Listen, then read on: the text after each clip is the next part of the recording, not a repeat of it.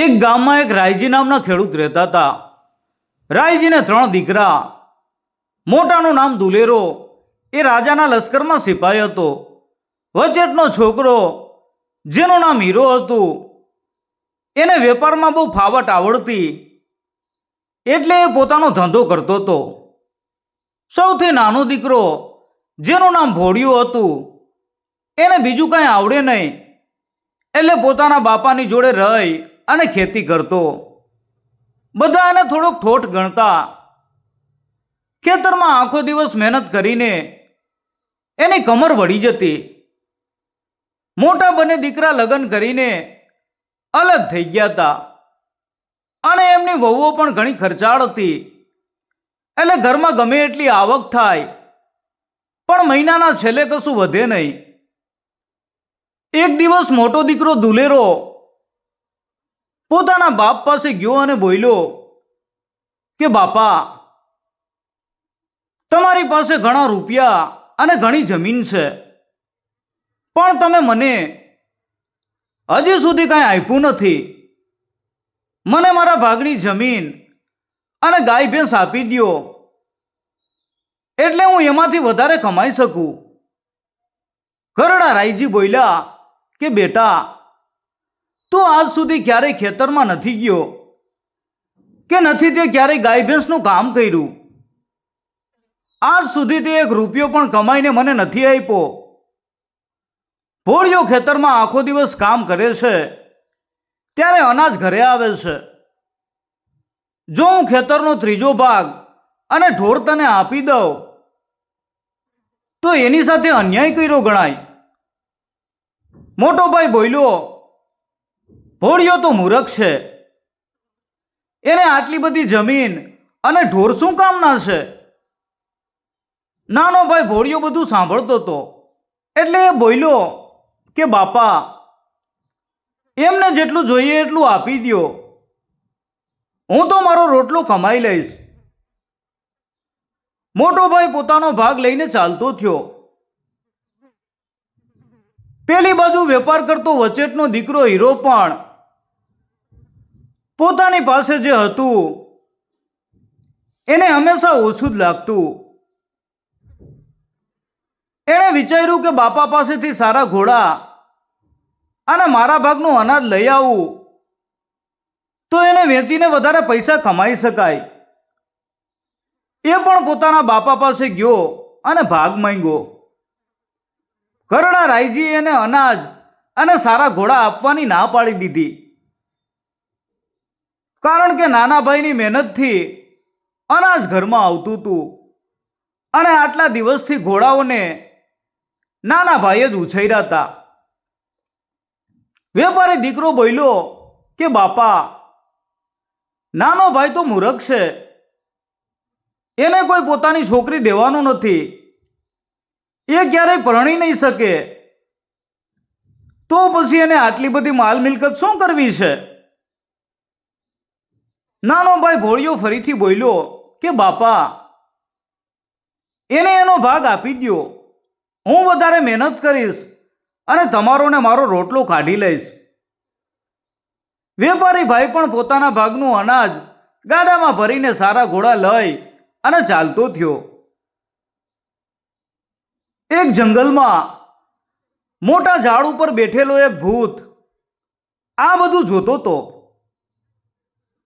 3 ભાઈઓ જુદા થયા અને શાંતિથી રહ્યા. એ ભૂતથી કેમ જોવાય? ભૂતે પોતાના 3 સાથીઓને બોલાવ્યા અને એમને સમજાવ્યું કે આ ગામમાં 3 ભાઈઓ પોતાનો ભાગ લઈને જુદા થયા છે. ભાગ પાડતી વખતે 3 ભાઈઓએ લડવું જોઈતું હતું, પણ તેઓ લડ્યા નહીં અને એકબીજા સાથે સારા સંબંધ રાખ્યા. એનું કારણ પેલો મૂરખ નાનો ભાઈ ભોળિયો છે. એણે બધી બાજી બગાડી મૂકી છે. તમે જાઓ અને 3 ભાઈઓને અંદરો અંદર લડાવો. એક ભાઈ બીજા ભાઈની આંખ કાઢી લે એટલો ઝઘડો કરાવો.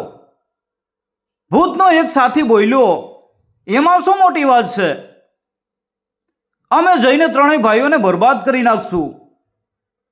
જ્યારે ખાવા માટે એક ટુકડો રોટલો પણ નહીં રહે ત્યારે જોજો અમારો ખેલ. ભૂતની રજા લઈને ભૂતના ત્રણેય સાથીઓ જંગલની બહાર એક કાદવ કીચડથી ભરેલું ખાબોચિયું હતું ત્યાં આવીને બેઠા. કોણ ક્યાં ભાઈને બરબાદ કરવા જશે એ નક્કી થયું. પછી શરત મૂકી કે જેનું કામ પહેલા પતી જાય એ બીજાને આવીને મદદ કરશે.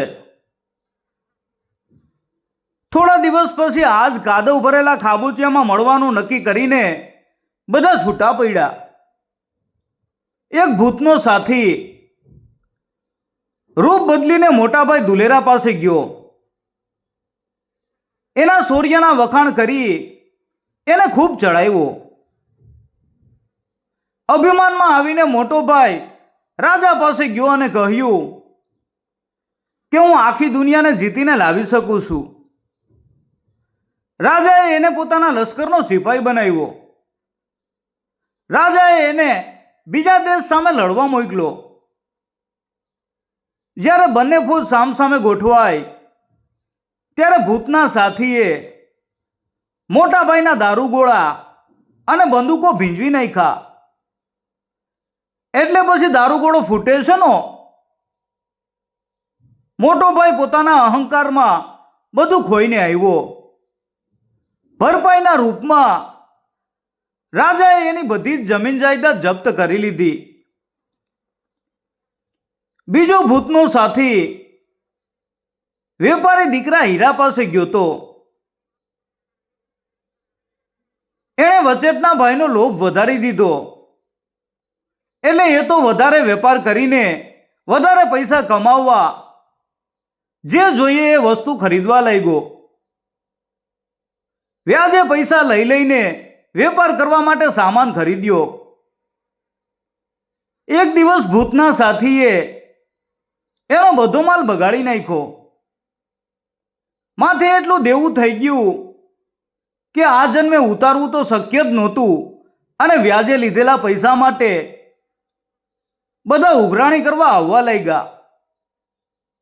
ત્યારે વેપારી ભાઈ પણ ઘર છોડીને ભાગી ગયો. ત્રીજો ભૂતનો સાથી નાના ભોળિયા પાસે ગયો. નાના ભાઈના ખાવામાં ભૂતના સાથીએ કંઈક ભેળવી દીધું અને જમીનને પણ ટીપી ટીપીને પથ્થર જેવી બંજર કરી દીધી. નાનો ભાઈ તો ભોજન કરીને ખેતર ખેડવા લાગ્યો. પોતાના પેટમાં થોડોક દુખાવો ઉપડ્યો પણ એ હળ લઈને કઠોર જમીનને ખોદવા લાગ્યો. આટલી મહેનત કરતા જોઈ ભૂતના સાથી એનું હળ તોડી નાખ્યું. નાનો દીકરો ઘરે જઈ અને નવું હળ લઈ આવ્યો. પેટમાં દુખાવો અને કઠોર જમીન છતાં પણ નાનો ભાઈ થાક્યો નહીં. ભૂતનો સાથી તો જમીનની અંદરથી હળને પકડી રાખતો હતો. નાનો ભાઈ તો વધારે તાકાત કરીને હળ ખેંચે એટલે ભૂતના સાથીના હાથ છોલાઈ જાય. દરરોજ વહેલી સવારે નાનો ભાઈ ખેતરમાં જાય એટલે એણે આખું ખેતર ખેડી નાખ્યું હતું. એક નાનો ટુકડો જ બાકી રહ્યો હતો. અચાનક નાના ભાઈના પેટમાં દુખાવો થવા લાગ્યો. પણ નાના ભાઈએ મનમાં વિચાર્યું કે થોડુંક જ બાકી રહ્યું છે, આ એક ટુકડો તો ખેડી લેવો જોઈએ. એ હળ ચલાવવા લાગ્યો પણ એકાએક હળ અટકી ગયું. નાના ભાઈના મનમાં થયું કે કોઈક મૂળિયામાં આ ફસાઈ ગયું છે. અટકેલા હળ નીચે હાથ નાખી અને મૂળિયું ખેંચવા ગયો ત્યારે એના હાથમાં પેલો ભૂતનો સાથી આવી ગયો. આ ક્યું અજીબ જનાવર છે એવું બોલી નાનો ભાઈ એને હળ ઉપર પછાડવા જતો હતો ત્યારે ભૂતનો સાથી બોલી ઉઠ્યો, મને ઈજા ન પહોંચાડશો, તમે જે કહેશો એવું હું કરીશ. નાનો ભાઈ બોલ્યો, કાલથી મારા પેટમાં બહુ દુખાવો થઈ રહ્યો છે, તું એને મટાડી શકીશ? ભૂતનો સાથી બોલ્યો, હા મટાડીશ. એણે નાના ભાઈને 3 બી આપ્યા અને કહ્યું, એક ખાઈ લ્યો એટલે દુખાવો મટી જશે. ભૂતનો સાથી ફરી એને ક્યારેય પરેશાન નહીં કરવાનું વચન આપી અને જમીનની અંદર ચાલ્યો ગયો. નાનો ભાઈ જે ટુકડો ખેડવાનો બાકી હતો એ ખેડીને ઘરે ગયો. ઘરે જોવે છે તો એનો મોટો ભાઈ અને ભાભી જમી રહ્યા હતા. મોટો ભાઈ બોલ્યો કે મને જ્યાં સુધી કામ નહીં મળે ત્યાં સુધી હું અને તારી ભાભી અહીંયા રહીશું. તારે અમારા રોટલા પૂરા કરવાના છે. હા ભાઈ, ખુશીથી રહ્યો. આટલું બોલીને નાનો ભાઈ પણ એમની બાજુમાં જમવા બેઠો. મોટા ભાઈની પત્નીને આ ગમ્યું નહીં. એ બોલી, મેલા ઘેલા કપડાં પહેરેલો તમારો આ ભાઈ મારી બાજુમાં બેઠો છે, એ મને ગમતું નથી. એના શરીરમાંથી પરસેવાની ગંધ આવે છે. મોટા ભાઈએ કહ્યું, તારા શરીરમાંથી આવતી ગંધ તારી ભાભીથી સહન નથી થતી. તું બહાર બેસીને જમી લે તો વધારે સારું. નાનો ભાઈ તો બહાર બેસીને જમ્યો અને પછી ઘોડાને ચરાવવા ખેતરમાં લઈ ગયો. બીજી સવારે બીજો ભૂતનો સાથી નાના ભાઈને બરબાદ કરવા માટે આવે છે. નાનો ભાઈ સવારે ઘોડાને બાંધીને ખેતરમાંથી ઘાસ કાપવાનું શરૂ કરે છે. દાતરડું લઈને ઘાસ કાપવા બેઠો પણ દાતરડું ભારે થઈ ગયું છે એટલે ઘાસ કપાતું નથી. નાનો ભાઈ બોલ્યો, ભલે ઘરે જઈને નવું દાતરડું લઈ આવું અને રોટલા ખાતો આવીશ અને થોડા ઘણા સાથે બાંધી લાવીશ, પણ આ ઘાસ કાપવાનું કામ તો પૂરું કરીને જ જંપીશ. નાનો ભાઈ તો વધારે ગુસ્સામાં દાતરડું ખેંચવા લાગ્યો. ભૂતનો સાથી ત્યાંથી નીકળીને નીંદણમાં સંતાઈને બેઠો. નાનો ભાઈ તો ગુસ્સામાં ને ગુસ્સામાં નીંદણ ભેગું કાપી નાખે છે. નીંદણની સાથે સાથે ભૂતના સાથીની પૂંછડી પણ કપાઈ જાય છે. પૂંછડી વગરનો ભૂતનો સાથી ત્યાંથી નીકળીને રાઈના ખેતરમાં પહોંચ્યો. રાઈને એવી રીતે કઠણ બનાવી દીધી કે એમાં દાતરડું ના ચાલી શકે. ઘાસ વાઢવાનું કામ પૂરું કરીને નાનો ભાઈ તો રાઈના ખેતરમાં આવે છે. દાતરડું ચાલતું નથી. એણે તો દાતરડાના પાનાને વધારે ઘસ્યા. રાત પડતા સુધી તો રાઈ કાપવાનું કામ પણ પતી ગયું.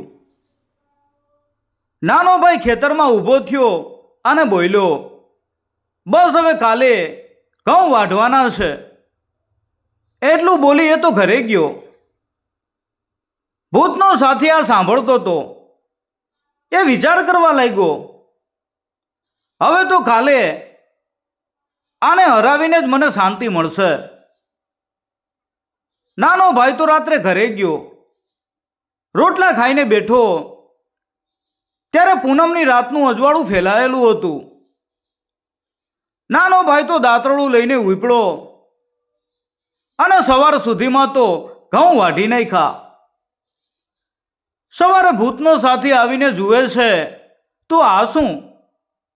આટલો હેરાન કરવા છતાં પણ પેલો મૂરખ તો રાત્રે પણ ઊંઘતો નથી. હવે તો એની દશા બગાડીને જ હું નિરાતનો શ્વાસ લઈશ. ભૂતનો સાથી તો રાઈના પૂળાની અંદર બેઠો અને વિચાર કરવા લાગ્યો કે હું તો પૂળાની અંદર. એ તો વિચાર કરતા કરતા ઊંઘી ગયો. નાનો ભાઈ ઘરેથી બળદગાડું જોડીને લાવ્યો અને એક એક કરીને રાઈના પૂળા એમાં ભરવા લાગ્યો. પૂળા ભરતા ભરતા એને પેલો ભૂતનો સાથી દેખાણો. નાનો ભાઈ બોલ્યો, મેં તને છોડી મૂક્યો તો અને તું ફરીથી આવી ગયો? ભૂતનો સાથી બોલ્યો, તમે જેને છોડ્યો તો એ મારો બીજો સાથી હતો. નાના ભાઈએ તો ભૂતના સાથીને પકડવા હાથ લંબાવ્યો. ત્યારે ભૂતનો સાથી બોલ્યો, મને છોડી મૂકો, મને ઈજા ન પહોંચાડશો. હું તમને ઘાસના પૂડામાંથી સૈનિક બનાવતા શીખવાડીશ. નાનો ભાઈ બોલ્યો, એ મારે કાંઈ કામના નથી, મારા સૈનિક શું કરવા? ભૂતનો સાથી બોલ્યો, તમે એમની જોડેથી ખેતરનું કામ કરાવી શકશો. આટલું બોલી ભૂતનો સાથી નાના ભાઈને ઘાસના પૂડામાંથી સૈનિક બનાવવાનો મંત્ર શીખવાડે છે. ત્યારે નાનો ભાઈ બોલ્યો, રાઈના પૂડામાંથી સૈનિક બનાવવું તો મારો ઘણો દાણો બગડી જાય, એટલે તું મને ફરીથી આ સૈનિકને રાઈના પૂડા બનાવવાનું પણ શીખવાડ. ભૂતના સાથીએ નાના ભાઈને સૈનિકને રાઈના પૂડા બનાવવાનું પણ શીખવાડી દીધું. જા, ભગવાન તારું ભલું કરે. આટલું બોલી નાનો ભાઈ ભૂતના સાથીને છોડી દે છે. ખેતરનું કામ પતાવીને એ ઘરે જાય છે. ઘરે એનો વેપારી ભાઈ અને એની પત્ની બેસીને જમી રહ્યા હતા. વચેટનો ભાઈ બોલ્યો, જ્યાં સુધી હું મારો ધંધો સારો ના કરી લઉં ત્યાં સુધી હું અને તારી ભાભી અહીંયા રોકાઈશું. હા ભલે, જેટલા દિવસ રહેવું હોય એટલા દિવસ રહ્યો. નાનો ભાઈ ખાટલા ઉપર બેઠો. વચેટના ભાઈની પત્ની બોલી, તમારા નાના ભાઈના કપડાં મેલા છે અને શરીરમાંથી પરસેવાની દુર્ગંધ આવે છે. વચેટનો ભાઈ બોલ્યો, તારી ભાભીને તારા પરસેવાની ગંધ આવે છે તો તું બહાર જઈને ભેંસોના વાડામાં સૂઈ જા. નાનો ભાઈ તો ભેંસોના વાડામાં જઈને સૂઈ જાય છે. સવારે ભૂતનો ત્રીજો સાથી આવીને જુએ છે તો ખેતરમાં એના બંને ભાઈબંધ નથી. કઠણ જમીનની અંદર એણે બે દર પડેલા જોયા. એ સમજી જાય છે કે એના બંને સાથીઓ સાથે કાંઈક ઘટના બની છે, એટલે એ બંને જમીનમાં ઉતરી ગયા છે. પેલી બાજુ પાછા ઘરમાં બંને મોટા ભાઈ અને એનો પરિવાર રહેવા આવી ગયા હતા. એટલે ઘર નાનું પડવા લાગ્યું હતું. બંને મોટા ભાઈ બોલ્યા, અમે અમારા જુદા ઘર બનાવી લઈએ, એટલે તું જંગલમાં જઈ અને ઘર બનાવવા માટે લાકડા કાપી લાવ. નાનો ભાઈ તું કુવાડી લઈને જંગલમાં ગયો અને સાંજ સુધી 100 ઝાડ કાપવાની ધારણા મનમાં રાખી હતી. ભૂતનો સાથી પણ નાના ભાઈને શોધતો શોધતો એ જંગલમાં પહોંચ્યો છે. એણે એક ઝાડ કાપ્યું ત્યાં ભૂતનો સાથી એના કામમાં વિઘ્ન ઊભું કરવા લાગ્યો. સાંજ સુધી એ માંડ 2 કે 3 ઝાડ કાપી શક્યો. બીજું એક ઝાડ કાપવા એ ઘા મારતો હતો ત્યાં તો એની કમર તૂટી ગઈ. ઝાડમાં જ કુવાડી ભરાવીને એ થાક ખાવા ઊભો રહ્યો. એને આમ હારતો જોઈ ભૂતનો સાથી તો રાજી થયો અને કુવાડી ભરાવેલા ઝાડ ઉપર જ બેસીને હસવા લાગ્યો. ત્યાં જ નાના ભાઈએ જેટલી હિંમત હતી એટલી હિંમત ભેગી કરી અને જોરદાર ઝાડ ઉપર કુહાડીનો ઘા કર્યો. એના ઉપર ભૂતનો સાથી બેઠેલો હતો. એને કાંઈ વિચારવાનો સમય ના મળ્યો અને એ મોટા ઝાડ નીચે દબાઈ ગયો. એ ચીસ સાંભળી નાનો ભાઈ બોલ્યો, મેં તને છોડી મૂક્યો તો અને તું ફરી પાછો આવ્યો? ભૂતનો સાથી બોલ્યો કે ના, એ બંને મારા સાથીઓ હતા, મને અહીંથી બહાર કાઢો. હું તને ઝાડના પાનમાંથી સોનું બનાવતા શીખવાડીશ. નાનો ભાઈ ભૂતને ઝાડ નીચેથી બહાર કાઢે છે અને એ સોનું બનાવતા શીખે છે. જા ભગવાન તારું ભલું કરે. આટલું કહી નાનો ભાઈ એ ભૂતને પણ છોડી દે છે. એ ભૂતનો સાથી પણ જમીનમાં ઘૂસી જાય છે. બધું કામ પતાવી નાનો ભાઈ ઘરે જાય છે. બંને ભાઈઓ નાના ભાઈના ઘરની બાજુમાં પોતાના ઘર બનાવે છે. આ વખતે ખેતરમાં પાક સારો થયો હતો એટલે નાનો ભાઈ પોતાના ઘરમાં દાણા પાણી ભરે છે. રજાના દિવસે પોતાના ભાઈઓની સાથે ગામ આખાને જમવાનું આમંત્રણ આપે છે. પણ એના બંને ભાઈઓ આવ્યા નહીં. આ મૂર્ખાના ઘરે શું જમવા જવું? પણ ગામ આખું એને ત્યાં જમવા આવ્યું. રાતનો સમય હતો. ઘરની બહાર આંગણામાં સ્ત્રીઓ રાસ ગરબા રમી રહી હતી. નાના ભાઈએ સ્ત્રીઓની પાસે જઈને કહ્યું, તમે મારા માટે એક ગીત ગાઓ. સ્ત્રીઓએ ના પાડી દીધી.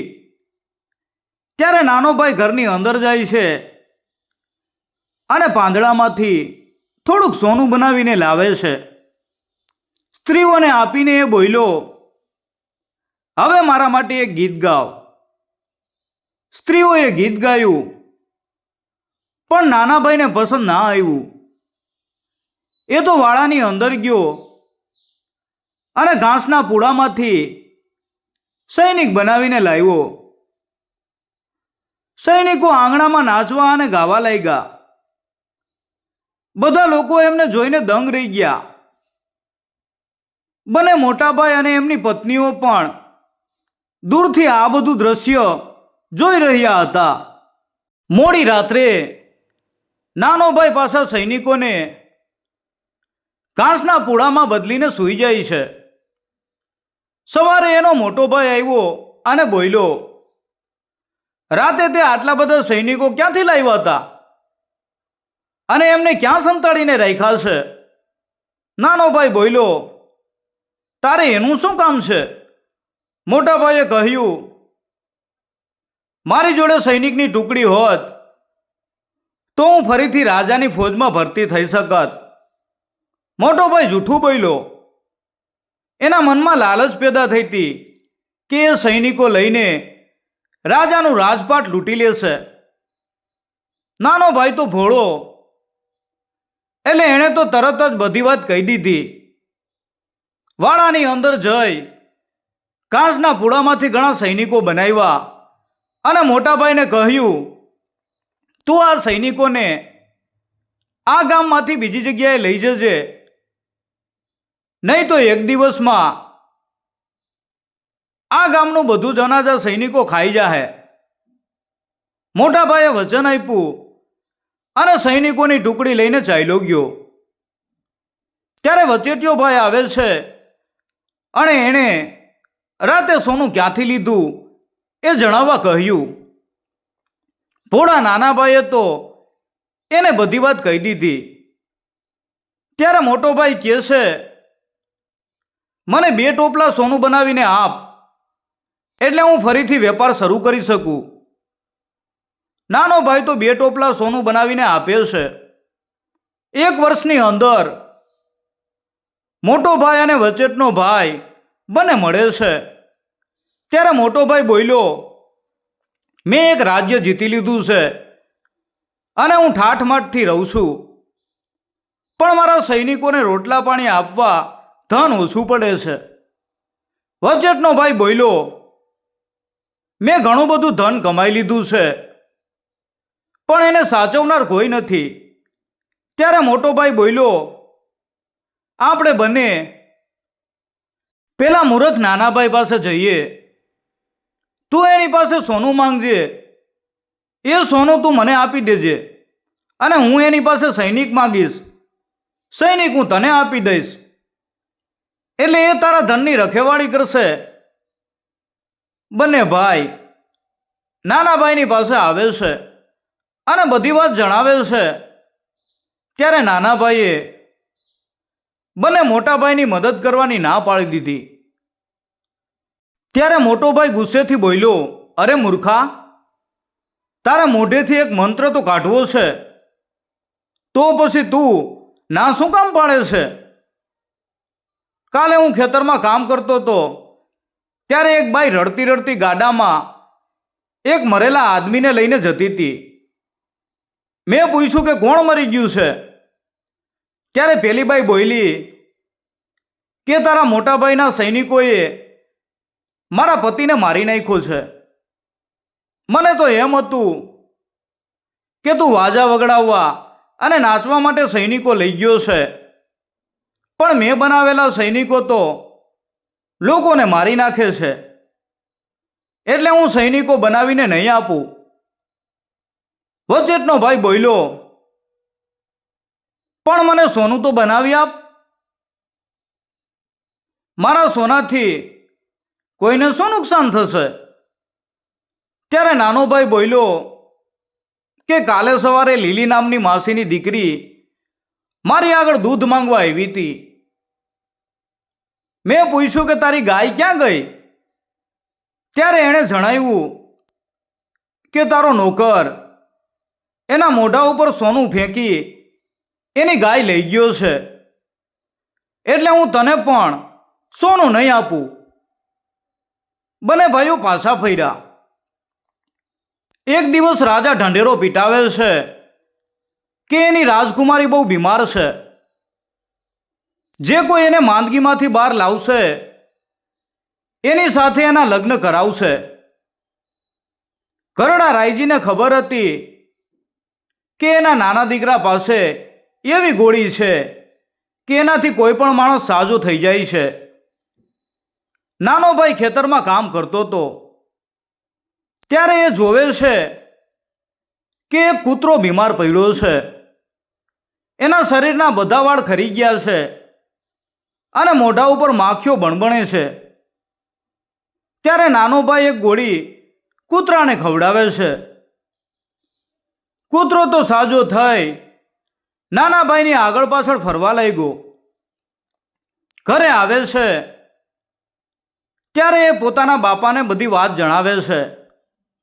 એના બાપા કહે છે કે એક ગોળી વૈધી છે, તે તું દરબારમાં લઈ જા અને રાજકુમારીને સાજી કર, એનાથી તારું આખું જીવન સુધરી જશે. તું આ નગરનો રાજા બની જઈશ.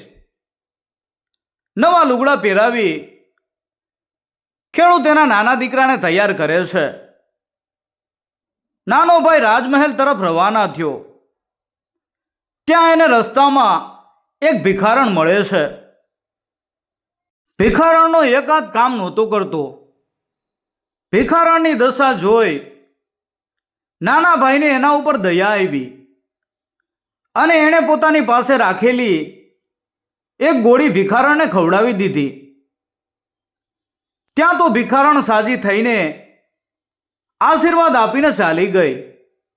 નવરો બેઠો શું કરે છે, કંઈક તો કામ કરે, એવું મનમાં વિચારતો વિચારતો નાનો ભાઈ રાજાના મહેલમાં પહોંચે છે. નાનો ભાઈ જેવો જ રાજકુમારીના ઓરડામાં પગ મૂકે છે કે તરત જ રાજકુમારી સાજી થઈ જાય છે. આ ચમત્કાર જોઈ રાજા તો રાજી રાજી થઈ ગયા અને એમણે પોતાની રાજકુમારીના લગ્ન નાનાભાઈ સાથે કરાવી દીધા અને નાનોભાઈ નગરનો રાજા બની ગયો.